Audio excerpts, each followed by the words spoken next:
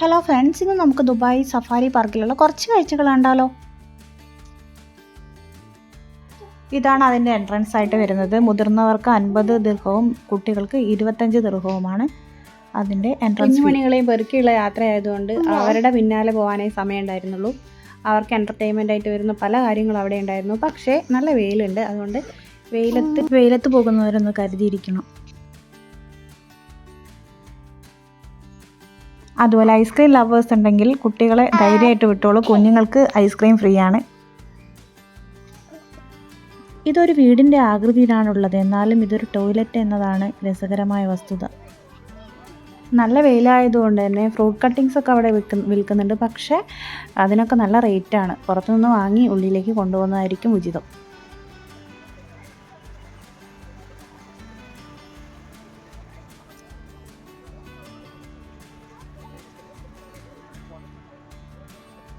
അതേപോലെ നമുക്ക് ഫുഡും എടുക്കാം. പക്ഷികൾക്കൊക്കെ ഫുഡ് കൊടുക്കാനുള്ള ഫുഡ് അവർ തരുന്നുണ്ട്. പക്ഷേ അവ കഴിക്കുന്നില്ല, കാരണം വരുന്നവരൊക്കെ അതിന് ഫുഡ് കൊടുത്ത് അതിന് മടുത്തിരിക്കുകയാണ്.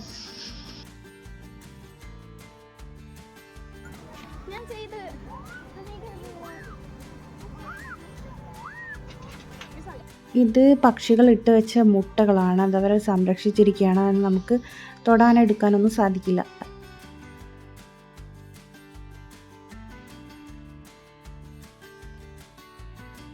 നേരത്തെ കണ്ട മുട്ടകൾ ഈ നടന്നു പോകുന്ന പക്ഷിയുടേതാണെന്ന് തോന്നുന്നു.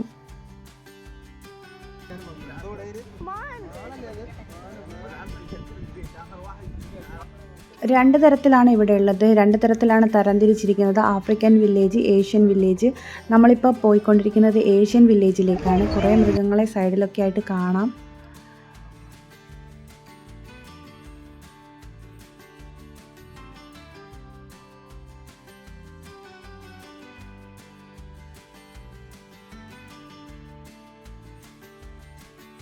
ഈ മൺതിട്ടകളൊക്കെ അവർ നിർമ്മിച്ച് വെച്ചേക്കുന്നതാണ്.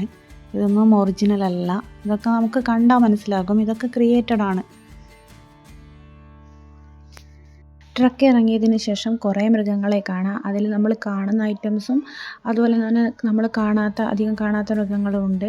ഇതിൽ ഏഷ്യൻ വില്ലേജിൽ അധികവും നമ്മൾ കാണുന്ന ഐറ്റംസ് തന്നെയാണുള്ളത്. നിർഭാഗ്യവശാൽ നമുക്ക് ആഫ്രിക്കൻ വില്ലേജിലേക്ക് പോകാൻ കഴിഞ്ഞില്ല, കാരണം വളരെ ലേറ്റായിരുന്നു. ചെമ്മരിയാട്, അതുപോലെയുള്ള കുറേ ടൈപ്പ് ആടുകൾ, കുറേ വിവിധതരം പക്ഷികൾ, എല്ലാത്തിനെയും നമുക്ക് വീഡിയോയിൽ ഉൾപ്പെടുത്താൻ സാധിച്ചിട്ടില്ല. ഓരോ മൃഗങ്ങളുടെയും അടുത്ത് ഒരു ബോർഡ് സ്ഥാപിച്ചിട്ടുണ്ട്. അതിനെക്കുറിച്ചുള്ള ഡീറ്റെയിൽഡ് ഡിസ്ക്രിപ്ഷൻ അവിടെയുണ്ട്.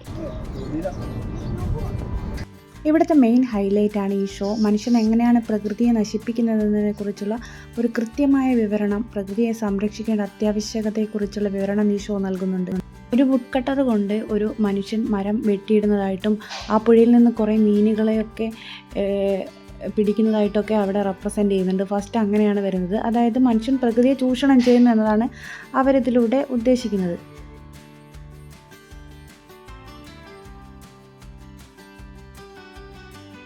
പിന്നെ മെയിനായിട്ടുള്ള ഒരു അട്രാക്ഷനാണ് ഈ പക്ഷികളെ പറത്തിവിടുന്നത്. അത് വളരെ ഭംഗിയുള്ളൊരു കാഴ്ചയായിരുന്നു. പിന്നീട് ഒരു ലേഡി വേദിയിലേക്ക് വരുന്നു. അവർ വിളിക്കുന്നതിനനുസരിച്ച് കുറേ മൃഗങ്ങൾ വരുന്നു. അപ്പോൾ തിരികെ പോകുന്നു. അവരതിനെക്കുറിച്ചുള്ള എക്സ്പ്ലനേഷൻസ് തരുന്നു. ഇതൊക്കെയാണ് ആ ഷോയുടെ ഹൈലൈറ്റ് എന്ന് പറയുന്നത്.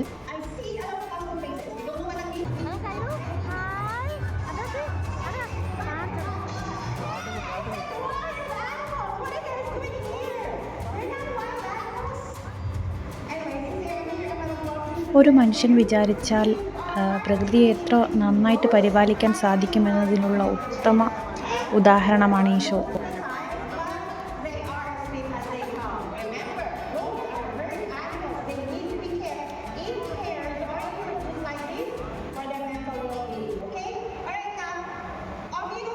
അതിലൊരു ബ്ലാക്ക് കളർ ആട് ആ വേദിയിൽ നിന്ന് പോകാൻ വിസമ്മതിക്കുകയും അവർ പോയി അതിനെ വഴി തെളിയിച്ച് കൊടുക്കുന്നതൊക്കെ അത്ര മനോഹരമായ ഒരു കാഴ്ചയാണ്.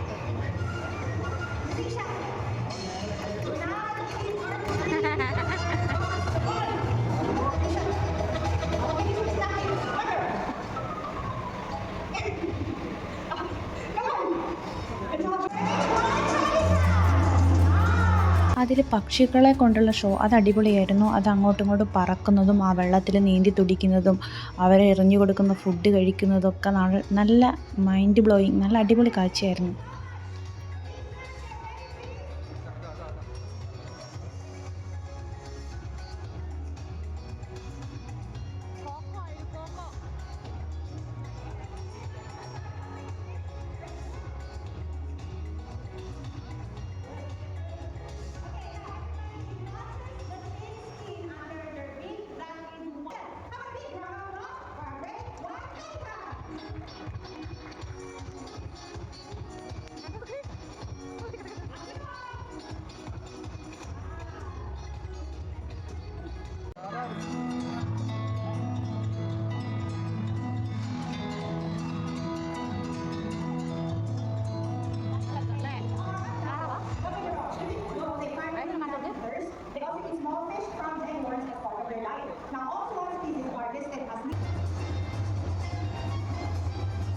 ഈ വീഡിയോയിലും കുറേ ഭാഗങ്ങളൊക്കെ നമുക്ക് ഉൾക്കൊള്ളിക്കാൻ പറ്റിയിട്ടില്ല. കുറേ ടൈപ്പ് മൃഗങ്ങൾ വരുന്നുണ്ട്, എല്ലാത്തിനെയും നമുക്ക് ഉൾക്കൊള്ളിക്കാൻ പറ്റിയിട്ടില്ല.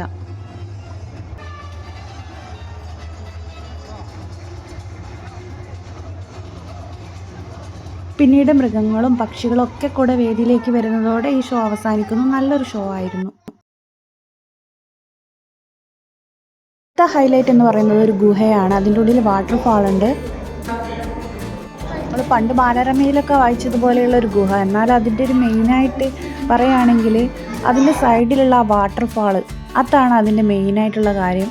ആ ഒരു കൂളിംഗ് ആ ഗുഹയ്ക്കുള്ളിൽ മൊത്തം ഉണ്ടായിരുന്നു. പുറത്ത് നല്ല ചൂടായിരുന്നാലും അകത്ത് നല്ല കൂളിംഗ് ഉണ്ടായിരുന്നു. അതുപോലെ ഇവിടുത്തെ ഒരു പ്രത്യേകതയായി തോന്നിയത് എല്ലാ സ്ഥലത്തും അത്യാവശ്യം വാട്ടർ സ്പ്രേ ചെയ്യുന്നുണ്ടായിരുന്നു. ആ അന്തരീക്ഷത്തിൻ്റെ ചൂട് മാറാൻ വേണ്ടി വാട്ടർ സ്പ്രേയിങ് ഉണ്ടായിരുന്നു. ഫാൻ വെച്ചിട്ട് വാട്ടർ കറക്കുന്നുണ്ടായിരുന്നു. അതേപോലെ നമുക്ക് ആ ഒരു വാട്ടർ കിട്ടുമ്പോൾ കുറച്ചൊരു ആശ്വാസം തോന്നുന്നുണ്ടായിരുന്നു. ഇതിവിടെ സ്കാൻ ചെയ്താൽ നമുക്ക് ഇതിനെക്കുറിച്ചുള്ള ഫുൾ കാറ്റലോഗ് ഡീറ്റെയിൽസ് കിട്ടും, ഈ സഫാരി പാർക്കിനെ കുറിച്ചുള്ള. പിന്നെ അവിടെ കുറേ പ്രൊഡക്റ്റ് ഉണ്ടായിരുന്നു. അതിൻ്റെ മുകളിലൊക്കെ ഉള്ളത് ഞാൻ പ്രത്യേകമായിട്ട് ശ്രദ്ധിച്ചത് ഒക്കെ മൃഗങ്ങളുടെയും പക്ഷികളുടെയും ചിത്രമായിരുന്നു. അപ്പോൾ thank you for watching. Bye bye.